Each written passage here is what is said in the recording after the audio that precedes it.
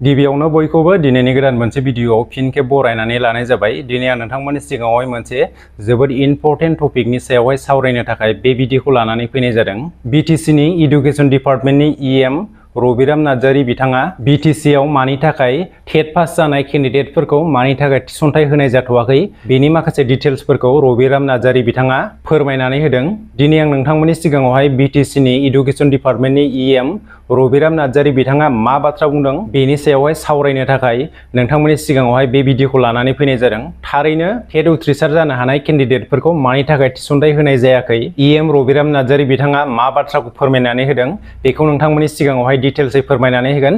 बेनिखायनो नोंथांमोना भिडियोखौ स्किप खालामाजासे जोबजासिम नायलांबानो जाबाय। भिडियोखौ जागायजेननायनि सिगां बयनिसिमबो गुरै खावलायनाय, नोंथांमोना आंनि चेनेलाव गोदानब्ला सिगाङावनो साबस्क्राइब खालामनानै लाबानो जाबाय जाहाथे आंनि गोदान आपडेटफोरखौ मोननो हायो।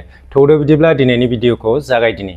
BTCनि इडुकेसन डिपार्टमेन्टनि EM रबिराम नार्जारी बिथाङा BTC आव मानि थाखाय टेट उथ्रिसार जानो हानाय केन्डिडेटफोरखौ थिसनथाइ होनाय जाथ'वाखै बेखौ फोरमायनानै होदों। रबिराम नार्जारी बिथाङा बुंदों, थांनाय 2024 मायथाइयाव निउसनि माखासे केन्डिडेटफोरा हाइ कर्ट आरो सुप्रिम कर्टआव केस होनायनि थाखाय बेनि उनाव हाइ कर्टनिफ्राय अर्डार हरनाय बायदियै BTC आव दायो गोदानै टेट उथ्रिसार जानाय केन्डिडेटफोरखौहाय साख्रिनि थिसनथाइ होनो हाथ'नाय जायाखै होननानै रबिराम नार्जारी बिथाङा बे बाथ्राखौ फोरमायनानै होदों। दा मिथिनो मोननाय बायदिब्ला थांनाय माखासे सान सिगां निउसनि माखासे केन्डिडेटफोरखौ साख्रिनि थिसनथाइखौ होनाय जाबाय। दा आरो गोदानै EM रबिराम नार्जारी बिथाङा निउसनि केन्डिडेटफोरा केस होनायनि थाखाय बेजों लोगोसेनो कर्टनिफ्राय अर्डार हरनाय बायदि BTC आव बे केसा जोबागौमानि गोदानै टेट उथ्रिसार जानाय केन्डिडेटफोरखौ साख्रियाव थिसनथाइ होनो मोना होननानै अर्डार फैदों होननानै BTCनि EM रबिराम नार्जारी बिथाङा बे बाथ्राखौ फोरमायनानै होदों। दा बे बाथ्राया बेसेबां सैथो बेखौ दैदेनगिरिफ्रासो मिथिसिगौ।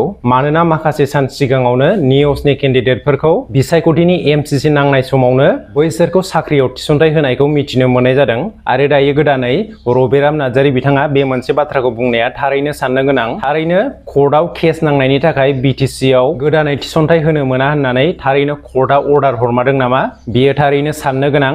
जुदि थारैनो कर्टनिफ्राय अर्डार हरमारदोंब्ला बे अर्डार कपिखौ दिन्थिनांगौ होननानै आं सानो। दा नोंथांमोना बेनि सायावहाय मा सानो कमेन्ट सेक्सननि गेजेरजों फोरमायहरब्लानो जाबाय। दा BTC आव गोदानै टेट उथ्रिसार जानाय केन्डिडेटफोरखौ मा जाहोननि थाखाय थिसनथाइ होनाय जायाखै बेखौ नोंथांमोना रबिराम नार्जारी बिथांनि खुगानिफ्रायनो डिटेल्सै खोनासंनानै लादो। बेनि उनाव नोंथांमोना मा सानो कमेन्ट सेक्सननि गेजेराव फोरमायहरब्लानो जाबाय।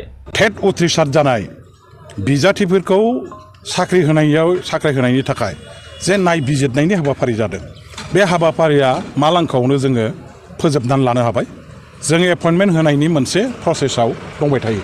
खिन्थु खाफाल गाज्रि बाथ्राया जाबाय, थांनाय UPPLनि आमोलावनो सुप्रिम कर्टआव मोनसे केस दङमोन निउसफोरनि जायफोर केन्डिडेटफोर, बे निउसनि डिग्री लानाय क्वालिफाइड जायफोर माने केन्डिडेटफोर बिथांमोनहा माने 2024 ना मालाब्लानो थांनाय UPPL सरकारनि आमोलावनो बिथांमोनहा सुप्रिम कर्टआव केस होनानै दोनदों आरो गुवाहाटीयाव हाइ कर्टआव केस होनानै दोनदोंमोन।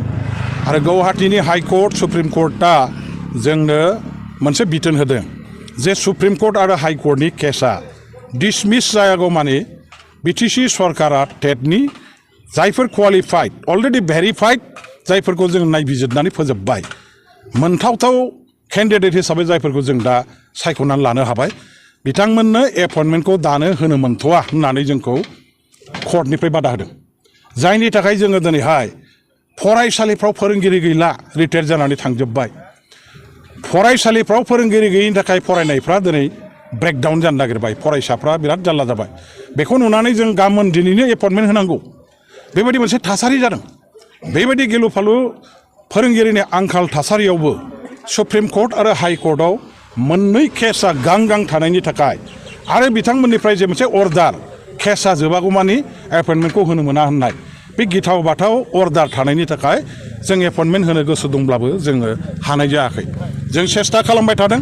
सुप्रिम कर्टनि केसा बावैसो जोबगोन, हयथ' खनसेसो FIR जाबानो जोङो बेखौ फोजोबनो हासिगोन आरो हाइ कर्टनिखौबो जोङो हयथ'बा मास मोनसेसो हयथ' लाबावगोन। दा बेबायदि केसा जेला जोबगोन सुप्रिम कर्ट आरो हाइ कर्टआव जे दङ, होमबानो जोङो अखानायैनिफ्रायनो जों एपइन्टमेन्ट होनायनि राहाखौ जों खालामगोन।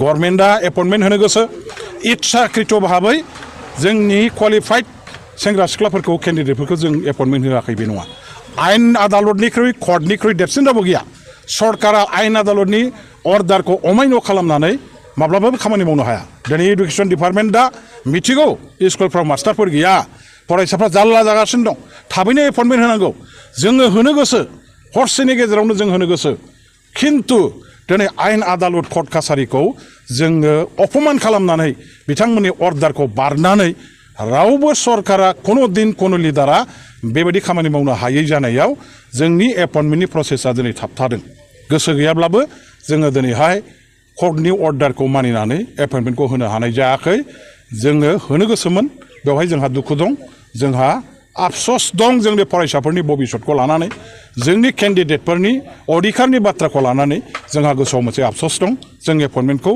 दासिम होनो हायैनि खारना बे आरो बावैसोनो हाइकर्ट सुप्रिम कर्टनि केसा जोबनाय लोगो लोगो जोङो एपइन्टमेन्टखौ होसिगोन दा नोंथांमोना बयबो खोनाखाबाय जानांगौ BTCनि इडुकेसन डिपार्टमेन्टनि EM रबिराम नार्जारी बिथाङा मा बाथ्रा फोरमायनानै होदों दा नोंथांमोना बेनि सायावहाय मा सानो कमेन्ट सेक्सननि गेजेरजों फोरमायहरब्लानो जाबाय दिनैनि भिडिअआ एसेनोसै गोजोन्थों